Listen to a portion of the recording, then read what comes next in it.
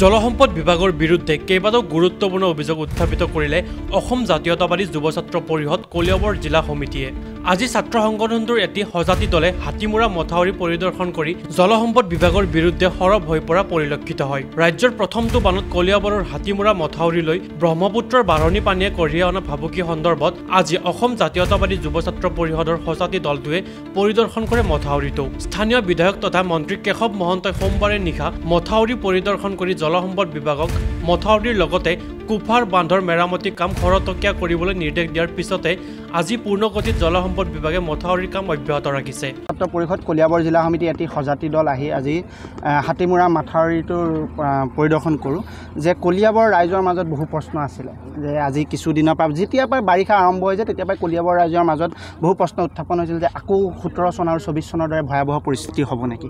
সেই কথা বতৰাবিলাক কলিয়াবৰ ৰাইজত চলিছিল। 2 একৰ এটা এনেধৰণৰ কথা ওলাইছিল যে ভুৱা প্ৰচাৰ চলাই আছে এনেধৰণৰ কথা। গতিকে আমি এটি সজাতি দল আহি ইয়াত আজি উপস্থিত হ'লোঁ। গতিকে মথাউৰিটো চালোঁ আৰু যি কৰ্তৃপক্ষ আছে বিভাগীয় কৰ্তৃপক্ষ এই বিষয়ৰ লগত জড়িত তেওঁলোকৰ লগত আমি আলোচনা কৰিলোঁ। গোটেই কথাখিনি বুজিবলৈ চেষ্টা কৰিলোঁ। এতিয়া তেওঁলোকে কৈছে যে কণ্টিনিউৱাছলি 3-4 দিন বৰষুণ দিয়াৰ কাৰণে মথাউৰিটো কিছু অংশ মাটি খহি গৈছে বুলি কৈছে, কিন্তু যোন নদীৰ দিশৰ পৰা কোনো ধৰণৰ পানী এতিয়ালৈকে এইটো দিশত অহা নাই বুলি তেওঁলোকে আমাক কৈছে। গতিকে আমি তেওঁলোকক প্ৰশ্ন কৰিলোঁ যে আপোনালোকে প্ৰতিশ্ৰুতি দিব পাৰিবনে। তেওঁলোকে কৈছে প্ৰকৃতিৰ কথা ক'ব নোৱাৰি, কিন্তু তেওঁলোকে আমাক আশ্বাস দিছে যে তেওঁলোকে যিমান দূৰ কৰিছে বানপানী হ'ব নালাগে বুলি তেনেকুৱা ধৰণৰ বা পানী বাগৰি আহিব বা পানী নিগৰি আহিব নালাগে বুলি তেওঁলোকে আমাক প্ৰতিশ্ৰুতি দিছে। কিন্তু কিছুমান কথা কিছুমান বিষয়া যেতিয়া কিছুমান দায়িত্বত থাকে তেওঁলোকৰ কিছুমান চিন্তাধাৰা তেওঁলোকৰ কাম কৰাৰ যি ধৰণ বা কথা কোৱা শৈলী সেই কিছু কথাই কিন্তু ৰাজহুৱা জীৱনত কিছুমান ক্ষতি কৰিব পাৰে। গতিকে আমি সেই কথা বতৰাবিলাকে আমি কওঁ, তেওঁলোককো ক'ব বিচাৰোঁ যে আপোনালোকক আজি আমি এটা যুৱ ছাত্ৰ পৰিষদৰ সজাতি দল আমি কলিয়াবৰ ৰাইজে আশা কৰে যে যুৱ ছাত্ৰ পৰিষদে এটি বাৰ্তা প্ৰেৰণ কৰিব, তেওঁলোক যাব, তেওঁলোকে গৈ আমাক এটি কথা এনেধৰণে ক'ব যে তাৰ যোনটো বিষয় হৈ আছে সেই বিষয়ে আমাক জনাব। গতিকে আমি সেইকাৰণে আমি কলিয়াবৰ ৰাইজৰ ওচৰত দায়বদ্ধ যে আমি আহিব লাগিব, ইয়াত পৰ্যবেক্ষণ কৰিব লাগিব, এই কথাখিনি কলিয়াবৰ ৰাইজৰ মাজলৈ আমি লৈ যাব লাগিব। গতিকে এই কথা বতৰাবিলাক 17 আৰু 24 চনততো আমি কোনেও ভবা নাছিলোঁ কলিয়াবৰ ৰাইজে এটা নিশাৰ ভিতৰত 2টা নিশাৰ ভিতৰত কেনেধৰণে কলিয়াবৰৰ শ মানুহ হাজাৰ মানুহ গৃহহীন হৈছিল, ৰাজপথলৈ যাব লগা হৈছিল। সেই কথা যাতে দ্বিতীয় দিন নহয়, সেই কথা যাতে পুনৰাবৃত্তি নহয়, সেই কথাহে আমি যুৱ ছাত্ৰ পৰিষদে বাৰম্বাৰ কৈ আহিছোঁ। গতিকে 17 চন আৰু 24 চনৰ দৰে কোনো ধৰণৰ পৰিস্থিতি নহওক সেয়া আমি আহ্বান জনাইছোঁ। আৰু কলিয়াবৰ স্থানীয় বিধায়কগৰাকীয়ে যোৱাবাৰ দেখিছে 24 চনত বানপানী হোৱাৰ পিছত তেওঁ ৰাইজৰ সন্মুখীন সহজে হ'ব পৰা নাছিল। গতিকে এইবাৰ যদি কোনোবা কাৰণত তেনেধৰণে পানী হ'বলৈ হয় তেওঁ এবাৰ নিজেও চিন্তা কৰক যে তেওঁ ৰাইজৰ প্ৰশ্ন উত্তৰ কেনেকৈ দিব। গতিকে আমি কলিয়াবৰৰ স্থানীয় বিধায়ক তথা কেবিনেট মন্ত্ৰীগৰাকীক আমি আহ্বান জনাম যে এতিয়াও সময় আছে, এতিয়াও একো বাৰিষা আৰম্ভণি হৈছে। গতিকে এই 3-4 দিনৰ বৰষুণতে যদি মাথাউৰিৰ কিছু অংশ মাটি ভাঙি যাব পাৰিছে তেনেহ'লে বাৰিষা আৰম্ভণি হৈছে, বাৰিষা আকৌ বহুত বাকী আছে, বহু বৰষুণ হ'বলৈ আছে। গতিকে পিছলৈ ভয়াৱহ পৰিস্থিতিৰ সৃষ্টি হ'ব পাৰে বুলি আমাৰ কিছুমান সন্দেহ হৈছে। গতিকে আমি আহ্বান জনাম বিভাগীয় কৰ্তৃপক্ষক আৰু স্থানীয় বিধায়কগৰাকীক যে এতিয়াও সময় আছে, আপোনালোকে অত্যাধুনিক বৈজ্ঞানিক পদ্ধতিৰে আপোনালোকে কষ্ট কৰি আছে, দিনে ৰাতিয়ে কষ্ট কৰি আছে, আৰু অলপ কষ্ট কৰি কলিয়াবৰ ৰাইজ যাতে মানে তেওঁলোকে সকাহ পায় যে ভয় নাখায় যে কোনো ধৰণৰ পানী নাহে, সেয়াৰ এটা পৰিস্থিতি সৃষ্টি কৰক। আৰু আপোনালোকৰ যি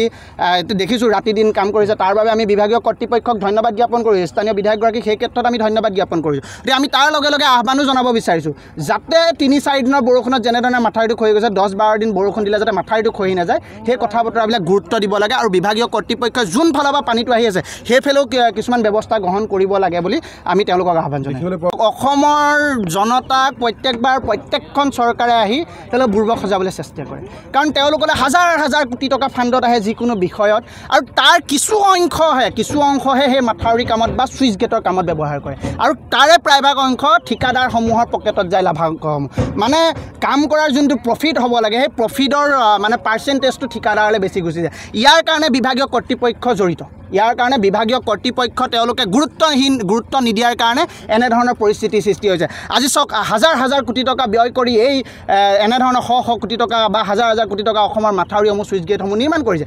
তাৰ ফলতো কিছু বৰষুণ দিলে কিছু বাৰিষা দিলে আপুনি কোৱা ধৰণে পটিন কটাৰ দৰে মাথাউৰিত মাটি লেপি বা তেনেধৰণৰ কিছু কাম কৰিলেতো এজাক বৰষুণ নালাগে, এবেলা বৰষুণ দিলে এনেকুৱা মাথাউৰি মাটি খহি যাব। গতিকে আমি সেই কথাসমূহে ক'ব খোজোঁ যে চাওক, অসমৰ মুখ্যমন্ত্ৰীগৰাকী ডবল ইঞ্জিনৰ চৰকাৰৰ মুখ্যমন্ত্ৰীগৰাকীয়ে ক'ব বিচাৰে যে অসমক 5খন ৰাজ্যৰ, দেশৰ 5খন ৰাজ্যৰ মাজত লৈ যাব বিচাৰিছে। কেনেধৰণে লৈ যাব বিচাৰিছে? এনেধৰণে লৈ যাব বিচাৰিছে। এনেধৰণৰ যেতিয়ালৈকে দুৰ্নীতি হৈ থাকিব, এনেধৰণৰ কাম কাজ যেতিয়ালৈকে হৈ থাকিব, তেতিয়ালৈকে কিন্তু অসম তেনেকুৱা ধৰণৰ পৰ্যায়লৈ যাব বুলি আমি ভবা নাই। আৰু আমাৰ এটা অসম জাতীয়তাবাদী যুৱ ছাত্ৰ পৰিষদে এটা জন্মলগ্নৰে দাবী যে বানপানীক ৰাষ্ট্ৰীয় সমস্যা হিচাপে ঘোষণা কৰিব লাগে। এইটো আমি বাৰম্বাৰ কৈ আহিছোঁ, বানপানীক ৰাষ্ট্ৰীয় সমস্যা হিচাপে ঘোষণা কৰিব লাগে। আপোনালোকে দেখিব অসমৰ বাহিৰৰ ৰাজ্যসমূহত কেনেধৰণে বানপানী হ'লে নৰেন্দ্ৰ মোদী ডাঙৰীয়া গৈ, ভাৰতৰ প্ৰধানমন্ত্ৰীগৰাকী গৈ কেনেধৰণে পৰ্যবেক্ষণ কৰে, কেনেধৰণে সা সুবিধা প্ৰেৰণ কৰে, কিন্তু অসমৰ ক্ষেত্ৰত সেয়া একেবাৰে কম বা তেওঁ অহা আমাৰ কোনো ধৰণৰ দৃষ্টিগোচৰ হোৱা নাই। গতিকে এই কথা বতৰাবিলাক গুৰুত্ব দিব লাগে।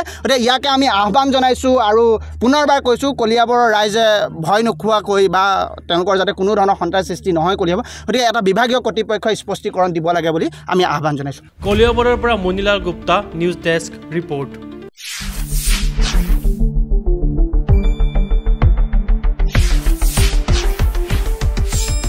শুদ্ধ আৰু বিস্তৃত বাতৰিৰ বাবে চাই থাকক নিউজ ডেস্ক ৰিপৰ্ট।